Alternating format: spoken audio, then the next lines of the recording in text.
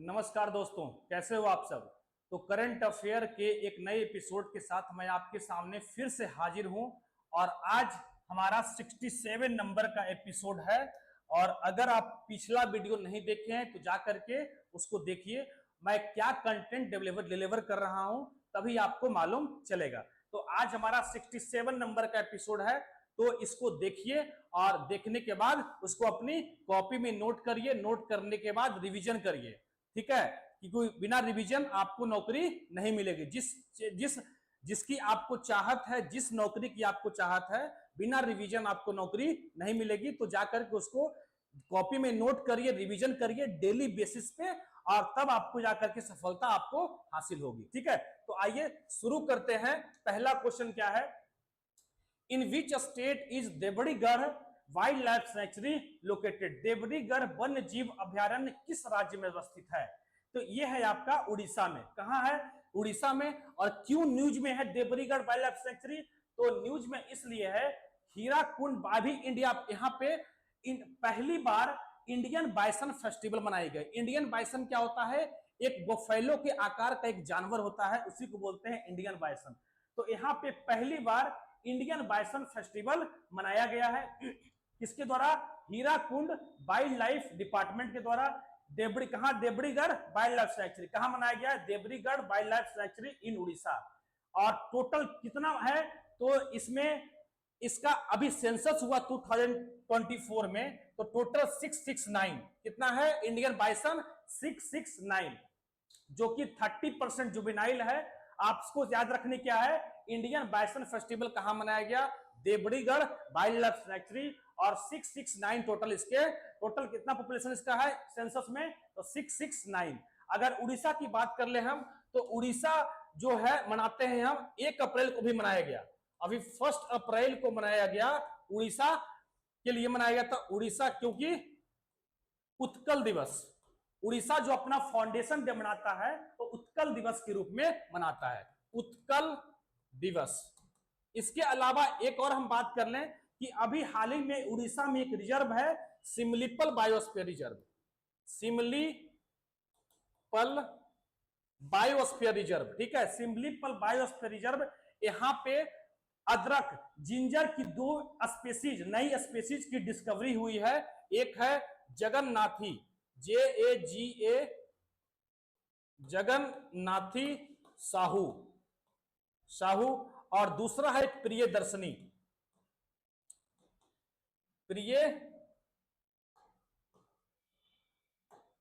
प्रियदर्शनी,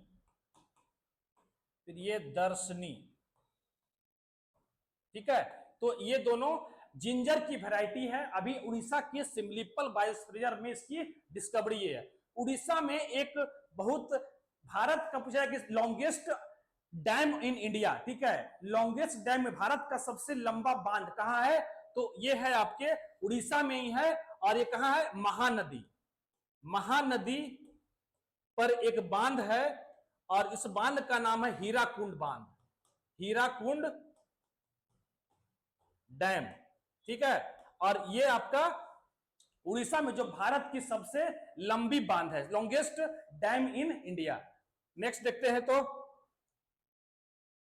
अगला क्वेश्चन क्या है, which state in India has the potential to produce renewable energy, मतलब हैज द मोस्ट पोटेंशियल, ठीक है, सबसे ज्यादा जो क्षमता है, किस स्टेट के पास है अक्षय ऊर्जा उत्पादन करने की? तो ये है आपका राजस्थान के पास। किसके पास है? राजस्थान के पास। देखो क्या है लिखा हुआ कि national statistical office NSO released, अभी आपसे एनर्जी स्टैटिस्टिक्स इंडिया 2025, मतलब आपसे क्वेश्चन यही बन गया कि which organisation of Indian government release the report of energy statistics India 2025। तो कौन रिलीज किया? NSO, national statistical office, ministry of statics and programme implementation, MoSPI, ठीक है, मॉस्पी, शॉर्ट फॉर्म क्या बोलते हैं इसको? मॉस्पी। मॉस्पी मिनिस्ट्री के अंदर ये ऑर्गेनाइजेशन काम करती है, और इसका काम है रिपोर्ट निकालना, ठीक है। और कंजम्पशन कितना हो? Total energy supply recorded as growth of, कितना रिकॉर्ड ग्रोथ हुआ है? तो 7.8% इन फिस्कल ईयर 23 से 24 के बीच जो रिन्यूएबल एनर्जी का ग्रोथ हुआ है वो 7.8% ग्रोथ हुआ है। India renewable energy capacity stood at 21,09,655 megawatt, 21,09,655 megawatt जो है क्या हुआ है, रिन्यूएबल एनर्जी कैपेसिटी हो चुका है। ठीक है, विथ विंड पावर कंट्रीब्यूटिंग 55%, इसमें जो विंड पावर कंट्रीब्यूशन कितना है, 55% है। ठीक है, अगर पूछ लिया जाए आपसे कि 1 गीगावाट में कितना होता है, तो 10 to the power 9 minus 9 watt. 1 megawatt में कितना होता है, तो 10 to the power minus 6 watt. ठीक है, अगर हम बात कर ले एनएसओ का, ठीक है, एनएसओ देखो एक ऑर्गेनाइजेशन बनी थी 1950 में, 1950 में बनी थी NSSO, national sample survey organisation. इसका फुल फॉर्म क्या है, नेशनल सैंपल सर्वे ऑर्गेनाइजेशन। और एक ऑर्गेनाइजेशन थी सीएसओ, सेंट्रल स्टैटिस्टिकल ऑफिस। ये दोनों आपस में मर्ज हुआ। ठीक है, मर्ज और मर्ज इन कब हुआ, 2019 में, 2019 में ये दोनों ऑर्गेनाइजेशन मर्ज हुआ और मर्ज होके बना एनएसओ। ठीक है, एनएसओ बन गया, मतलब एनएसएसओ सीएसओ मर्ज हुआ और एनएसओ बन गया 2019 में। ठीक है, और ये बना था एनएसओ कब, 1950 में। नेक्स्ट देखते हैं, where was the Ramayana conclave 2025 organise. Ramayana conclave 2025 का आयोजन कहां किया गया है, तो ये किया गया है कोलंबो में। कहां किया गया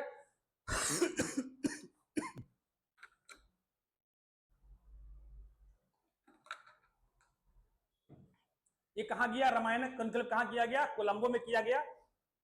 और यहां पे क्या हुआ, International Ramayana and the Vedic Research Institute in Sri Lanka कौन ऑर्गेनाइज किया है, तो International Ramayana and Vedic Research Institute in Sri Lanka organised the Ramayana conclave at the Swami Vivekananda Cultural Centre in Colombo. Colombo कहां का कैपिटल है, तो श्रीलंका का कैपिटल है। ठीक है, in this scholar discuss the global influence of Lord Rama and the importance of Ramayana in Sri Lanka. ठीक है, तो यहां से दो क्वेश्चन बनते हैं कि इंडिया और श्रीलंका के बीच क्या है, एक तो आपका पॉक स्ट्रेट है, पॉक स्ट्रेट, और दूसरा है आपका गल्फ ऑफ मन्नार।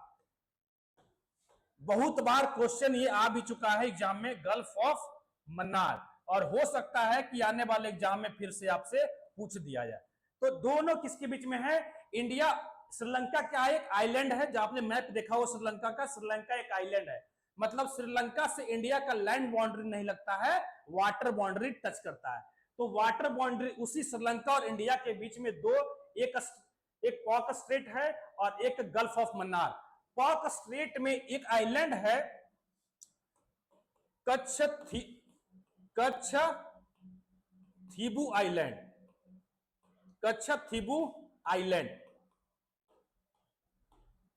और ये आइलैंड जो है, ये आइलैंड 1970, ये पहले आइलैंड जो था वो इंडिया का पार्ट था, लेकिन 1974 में ये किसको दे दिया गया, ये श्रीलंका को हैंड ओवर कर दिया गया। पता नहीं क्यों कर दिया गया, लेकिन कर दिया गया।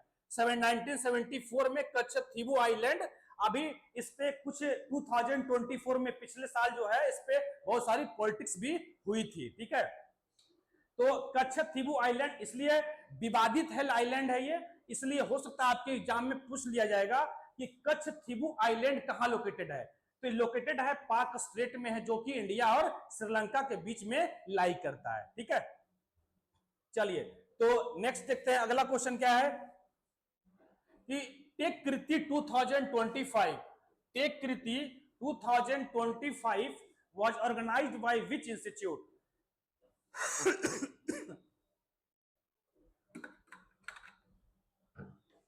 आईआईटी कानपुर। कौन ऑर्गेनाइज किया है, आईआईटी कानपुर के द्वारा इसको ऑर्गेनाइज किया गया है।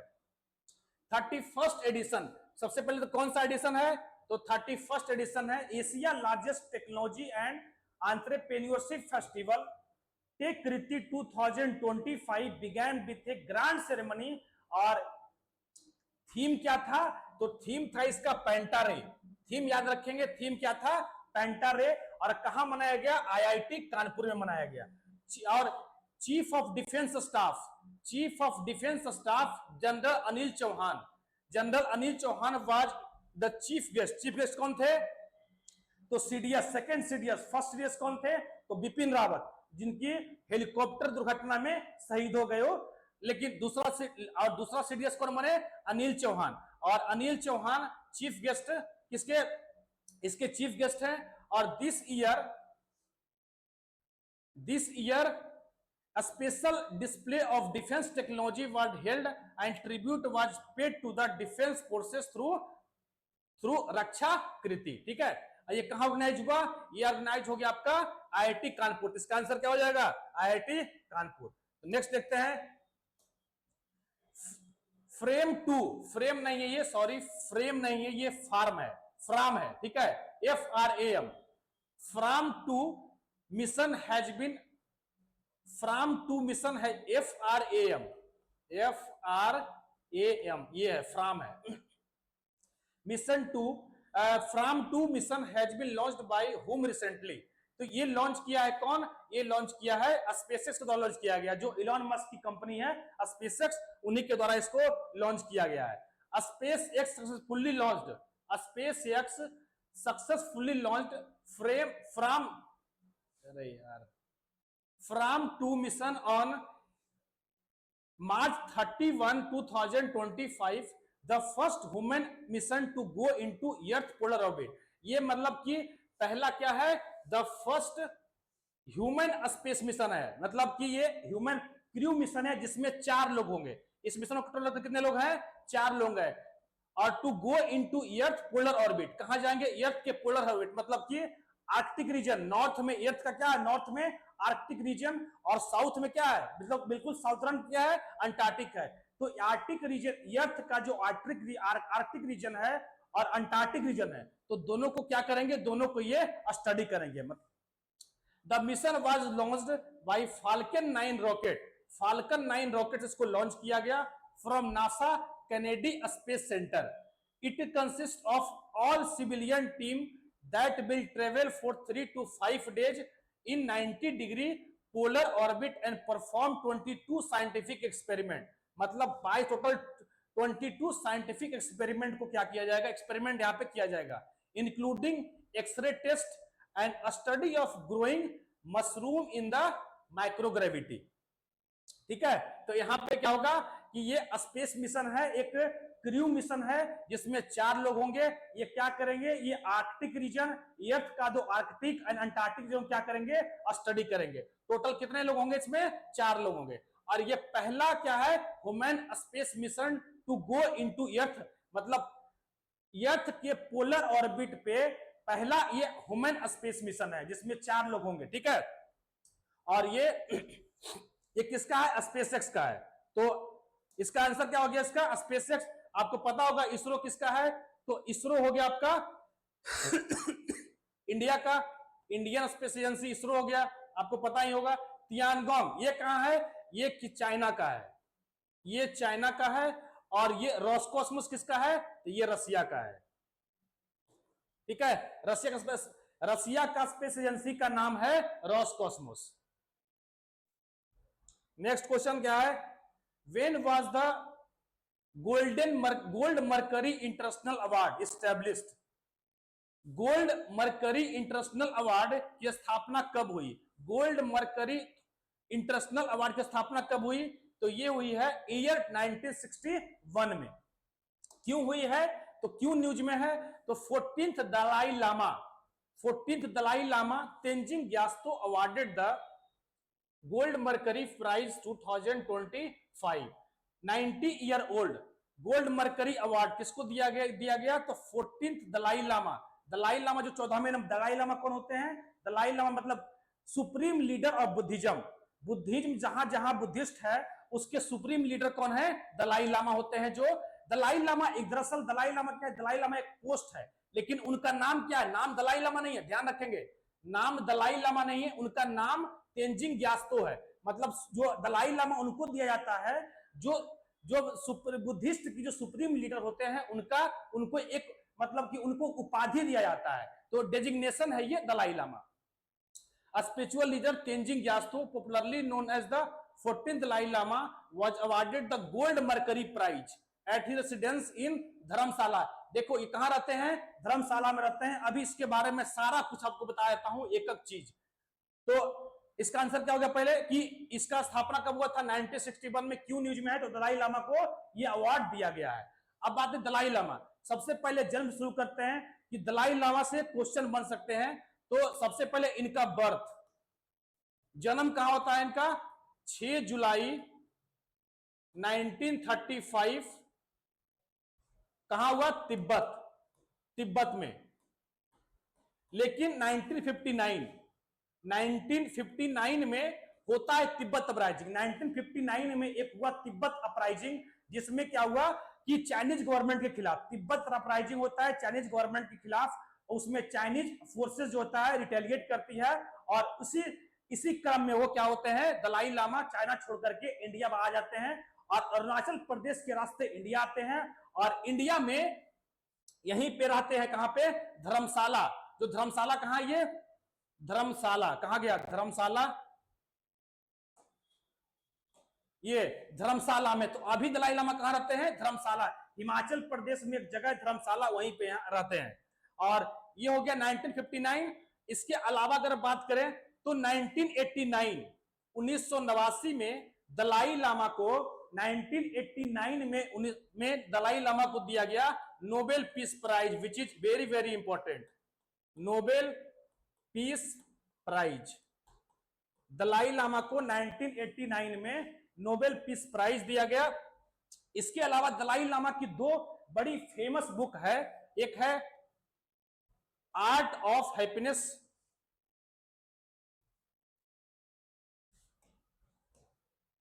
Freedom in exile.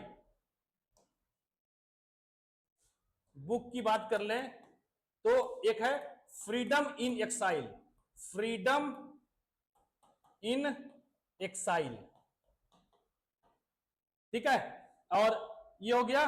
और इसके अलावा और क्या इंफॉर्मेशन हो सकता है, इसके अलावा और है कि देखो अब दलाई लामा पर बात करते हैं अगर, तो दलाई लामा जो है, ये दलाई लामा, ये एक पोस्ट है। इसका मतलब इस दलाई लामा का मतलब होता है queen of wisdom, queen of wisdom. और ये इसका मतलब पूछा जाए कि दलाई लामा का मतलब क्या होता है, तो क्वीन ऑफ विजडम होता है, और मतलब बुद्धि विवेक की रानी। और ये दलाई लामा जो पोस्ट है कौन दिया था, तो ये पोस्ट दिए थे 1578 में, 1578 में। एक मिंग चाइना का एक सुन्नी रूलर हुआ करता था, मुस्लिम रूलर थे मिंग चाइना का, अल्तान Khan, अल्तान Khan.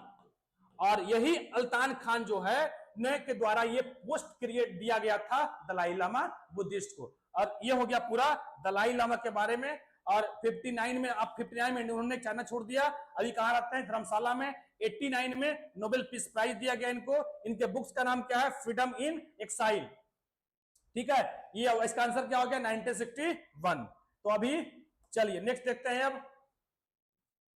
Who won the only gold medal for India in the 21st edition of the Senior Asian Wrestling Championship? Senior एशियाई कुश्ती चैंपियनशिप के 21वें संस्करण में भारत के लिए एकमात्र स्वर्ण पदक किसने जीता है, तो ये जीता है मनीषा वनवाला के द्वारा जीता गया है। ये कहां जीते हैं, ये कहां हुआ था, तो India finish the campaign bye winning the 10 medal. India इसमें कितने मेडल प्राप्त किया, तो 10 मेडल, 1 गोल्ड, 3 सिल्वर और 6 bronze at the 2025 senior Asian wrestling championship. Manisha Bhanwala won the gold medal in कौन से केजी कैटेगरी, याद रखेंगे किस कैटेगरी में जीता इन्होंने, तो 62 केजी वोमेन कैटेगरी। आपसे पूछ लेगा ऑप्शन में कि 62 दे देगा, 64 दे देगा, 61 दे देगा, तो 62 केजी कैटेगरी में ये जीते हैं। The champion was organised by the United World Wrestling, United World Wrestling कहां हुआ, ये चैंपियन कहां हुआ, अमान, जॉर्डन का कैपिटल अमान में ये ऑर्गेनाइज किया गया था। और इसमें मनीषा बनवाला को क्या मिला, गोल्ड मिला, और एक ही गोल्ड आया जो कि मनीषा बनवाला को मिला, तो इसलिए इंपॉर्टेंट हो जाता है। तो ये हो गया आपका। रितिका हुड्डा किस खेल संबंधित है, देखो हर एक एग्जाम में एक स्पोर्ट से तो क्वेश्चन ऐसे रहेगा कि ये जो खिलाड़ी हैं वो किस खेल से संबंधित हैं, तो ये आपको सारा पता होना चाहिए। रितिका हुड्डा किस खेल से संबंधित है, तो रेसलिंग, रेसलिंग कुश्ती, ठीक है, इसी को हिंदी में कुश्ती बोलते हैं। मनीषा बनवाला हो गया रेसलिंग। अंतिम पंगल ये हो गया boxing, boxing, Antim Panghal boxing. चलिए next, Shirley Botchwey who has taken over as the new secretary general of the Commonwealth of nation. New secretary general कौन है, सिरले बोचबे। सिरले बोचबे को कॉमनवेल्थ ऑफ नेशन का नया सेक्रेटरी जनरल बनाया गया है। तो आपसे पूछ ये रहा है ये किस कंट्री से आते हैं, तो ये ध्यान रखेंगे ये घाना से आते हैं, घाना से आते हैं। घाना एक अफ्रीकन कंट्री है, और इसी के साथ सिरले बोचबे जो है पहले अफ्रीकन है जो कॉमनवेल्थ ऑफ नेशन के सेक्रेटरी जनरल बनाए गए हैं। अगर हम कॉमनवेल्थ ऑफ नेशन की बात कर लें तो इसकी हम बात करते हैं, एक इंटरनेशनल ऑर्गेनाइजेशन है, और international organisation is very famous, मतलब burning topic for all the competitive exam, खास करके एनटीपीसी। तो एनटीपीसी तो कॉमनवेल्थ ऑफ नेशन, ये देखो इसमें आपको 3 डेट याद रखनी है, आपसे तीनों पूछा सकता है। एक तो याद रखनी है 19 नवंबर 1926, बालफोर घोषणा पत्र, बालफोर डिक्लेरेशन, डिक्लेरेशन, ठीक है, बालफोर घोषणा पत्र, बालफोर डिक्लेरेशन, इसके द्वारा जो हुआ, इस डिक्लेरेशन के द्वारा 19 नवंबर 1926 को कॉमनवेल्थ ऑफ नेशन की स्थापना होती है। तो सबसे पहले तो ये याद रखेंगे, उसके बाद याद रखेंगे statute, statute of Westminster, Westminster minster 1931। इसमें क्या हुआ कि इसमें जो कॉमनवेल्थ ऑफ नेशन के रूल रेगुलेशन, उसकी जब कोई नेशन बना है तो उसका रूल रेगुलेशन भी होगा। तो स्टैच्यूट का मतलब होता है, स्टैच्यूट का मतलब ही होता है रूल एंड रेगुलेशन। तो इसके द्वारा जो है कॉमनवेल्थ ऑफ नेशन का रूल रेगुलेशन तैयार किया गया। अगर अब नेक्स्ट देखते हैं, अगला है London declaration, London declaration, declaration 1949, London declaration 1949।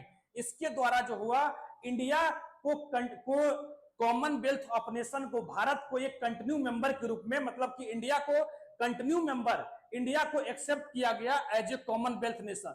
Commonwealth of nation होता क्या है, इसमें वो कंट्री आते हैं जिसमें डायरेक्टली या इनडायरेक्टली रूप से ब्रिटिश का कंट्रोल रहा हो, ठीक है, तो वही कंट्री कॉमनवेल्थ ऑफ नेशन के हिस्सा होते हैं। अभी कॉमनवेल्थ ऑफ नेशन में टोटल कितने कंट्री हैं, तो टोटल याद रखेंगे 56 कंट्री हैं। कॉमनवेल्थ ऑफ नेशन में टोटल 56 कंट्री हैं, 56। अभी कॉमनवेल्थ, आपको पता होगा कॉमनवेल्थ गेम भी होता है, तो कॉमनवेल्थ गेम हर एक 4 साल पे होता है। तो ये जो कॉमनवेल्थ गेम है इस साल वो कहां होने जा रहा है, मतलब 23rd कॉमनवेल्थ। इससे पहले जो हुआ था वो 22वें कॉमनवेल्थ गेम हुआ था बिर्मिंघम यूके में, लेकिन अगला जो होने जा रहा है 23rd कॉमनवेल्थ गेम, वो कहां होगा, ये होगा आपका स्कॉटलैंड। दरअसल होना था ऑस्ट्रेलिया में, लेकिन ऑस्ट्रेलियन गवर्नमेंट ने बोला कि हम भैया बियर अभी इस गेम को कराने के लिए बियर नहीं कर सकते, हमारे पास उतनी इकोनॉमी अभी इकोनॉमिक स्टेबिलिटी नहीं है, और इसीलिए ये फिर वेन्यू ट्रांसफर करके स्कॉटलैंड किया गया, स्कॉटलैंड, ठीक है। तो अगला जो कॉमनवेल्थ गेम होगा वो कहां होगा, मतलब अगला मतलब 23rd नंबर का होगा, कहां, स्कॉटलैंड में होगा, ठीक है। चलिए, तो ये हो गया आपका सारा कॉमनवेल्थ के बारे में। यहां घाना कैपिटल देखने, घाना का कैपिटल क्या होगा, कैपिटल याद रखेंगे अकरा, ACCRA, अकरा हो गया घाना का कैपिटल। जिम्बाब्वे का तो पता होगा आपको, हरारे, हरारे नहीं पता है तो जान लीजिए हरारे। केनिया क्या हो गया, नैरोबी, नैरोबी। एक इन्वायरमेंट ऑर्गेनाइजेशन की यहीं पे यहाँ हेड क्वार्टर है, किसका है? तो UNEP, United Nation Environment Programme का जो हेड क्वार्टर है वो कहाँ है?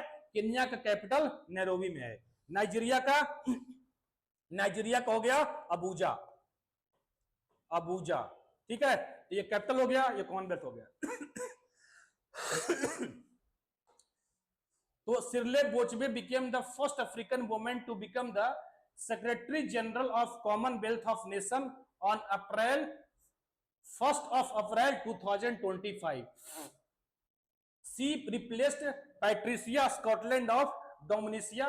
The Commonwealth is a association of the क्या लिखा है 56 इंडिपेंडेंट कंट्री, 56 इंडिपेंडेंट कंट्री का ये क्या है ग्रुप है, जो कि मैं पहले आपको बताया।